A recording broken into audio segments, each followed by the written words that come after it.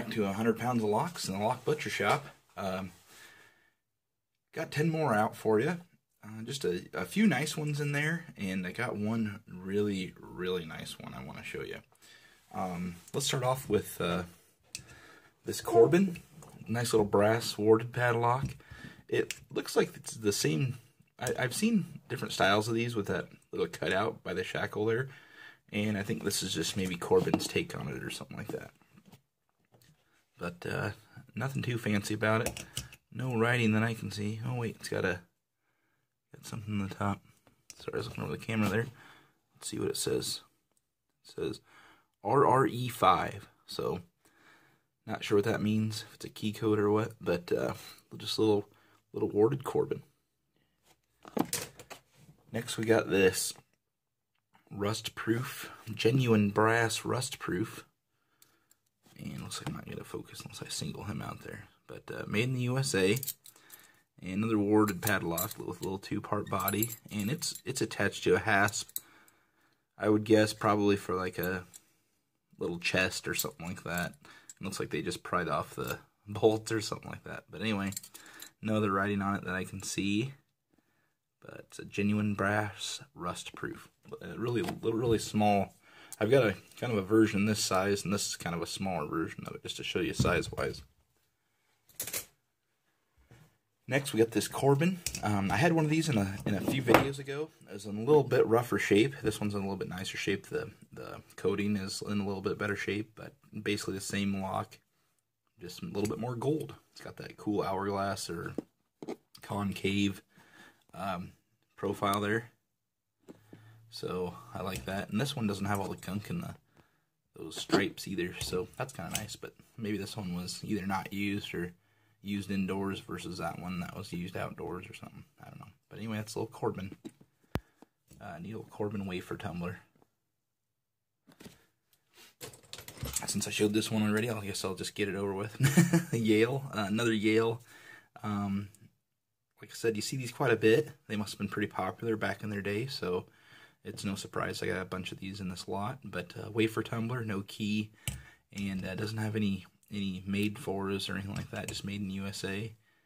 And no other writing that I can see on it, but that's at Yale. Another one of these Yales. Next, we have another old Elgin, genuine pin tumbler, and this guy is heavy. I mean, I don't know what the deal is, if they took all the brass out of that last one and put it in this one, but it is a heavy lock. That shackle's a little bit thicker, so it might have been a little bit higher security. Let's see if there's any stamping on the top. I don't think I saw any. Nope, no stamping on the top, but looks like it's got a key code, big old plug, and neat looking keyway there. But that's another Elgin. But it's just a monster for how small it is. I don't know. There's a lot of brass in there, so neat little lock. Then we got this Master 85, and this one, I had one like this, or I'm sorry, it's a 55. It's a 55, it says on the back. But I had one like this a few videos ago, but there was like paint or something filling in those crevices. So it's nice to have one that's in decent shape. Look at those stars that they put on. I mean, the detailing was so awesome back in the old days. They put those stars on there, you know, on the rivets where they smashed them.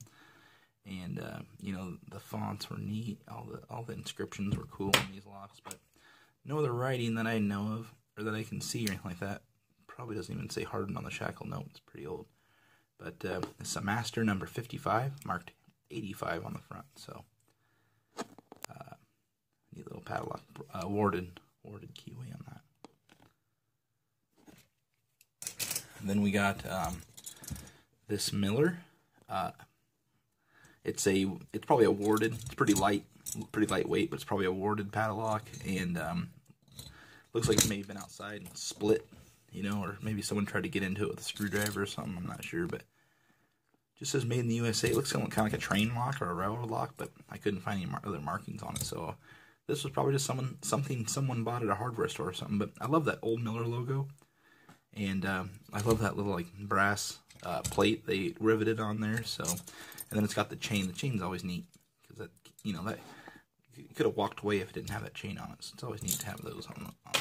And, you know, the different constructions of chain are almost sometimes as interesting as a lock. So, I know I'm a big dork, but that's just my thought process. But anyway, nice little Miller. A Miller warded padlock. Now, you guys need to feast your eyes on this one. Holy cow. It is made in Taiwan, and it's a coal warded, and these are so rare. I never see these on eBay for sale. I never see on any of the forums for sale, so they must be really rare, because I looked them up and I couldn't find them anywhere. So man, this thing must be a really rare lock. I'm probably going to hang on to this one forever.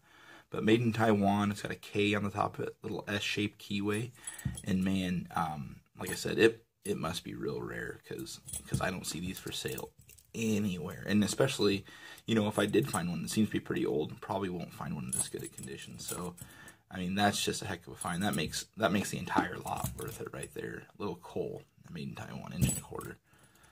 About the size of a Master Lock number 7. So, man, they really, I mean, these really must be highly sought after, because I never see them for sale. Just, I hope you know I'm joking there. There's a reason you probably don't see those for sale, and it's not because they're rare. But we got these 2 Chicagos, and a couple videos ago I did it on the Yales that were different sizes, and I've never seen a Chicago lock this size. I've got a bunch of these this size, or I guess not a bunch, but I've got a few this size, and looks like it has a patent on the top. Patent, sorry. It's just got the patent number. It says hardened in the shackle. Stamped a lot bigger than it normally is, so that's neat. But just a little Chicago double-sided wafer lock. It's got the key code of 1010, which is kind of interesting. But I've never seen one this small. I mean, I probably have in auctions and stuff like that, but I never realized that the lock was that small. It's got hardened in the shackle. It's got 1004 being the key code. But this was $10, and or not, I didn't pay $10 for it, but this would have been $10 if someone at a sale or something like that would have bought it. But it's just so cool, because it's just like pretty much identical to the larger one. I just never seen one this size, so $10. And it comes with an original key. It's got the key code on it, and I guess nothing on that side, but it's got the key code, Chicago Lock Co. Really neat. Looks like it was been in the lock for a while. It must have fell out when I took it out of the box or something. And there it goes, wide open. So, and locks right back up. So that's the Chicago, the tiny Chicago, the big Chicago, and the tiny Chicago. But anyway, that's your 10 for today. And I figured I'd just get through those real quick, because my last couple of videos you've had to sit through have been pretty long-winded, and so I just thought I'd whip through these.